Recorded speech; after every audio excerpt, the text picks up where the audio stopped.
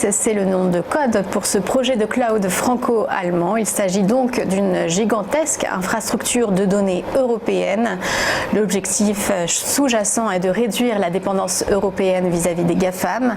Une souveraineté technologique européenne, ce sont les mots de Peter Altmaier, le ministre de l'économie allemand. Il s'agit aussi de protéger les secrets industriels des entreprises contre des lois américaines ou chinoises. Les premières applications de ce projet sont attendues à partir de 2021. Une organisation à but non lucratif sera chargée de gérer KX, tandis que tous les pays européens sont invités à se joindre à l'initiative. LVMH rachètera-t-il Tiffany? Bernard Arnault chercherait en tout cas à renégocier le prix de Tiffany en raison de la pandémie et de son impact sur les résultats et les perspectives de Tiffany & Co. L'accord passé en novembre tablait sur une acquisition valorisée à 16 milliards de dollars.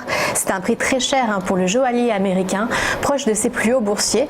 Mais selon certains analystes, à cause de la crise, Tiffany pourrait ne plus respecter certaines conditions établies au moment de l'offre et notamment son taux d'endettement, ce qui laisserait la porte ouverte à une renégociation de prix. Le 24 août est la date butoir pour finaliser l'acquisition. Et en bourse, on parlait hier d'EasyJet éjecté du FTSE. Aujourd'hui, c'est le tour de Lufthansa à Francfort de quitter le DAX pour une division inférieure.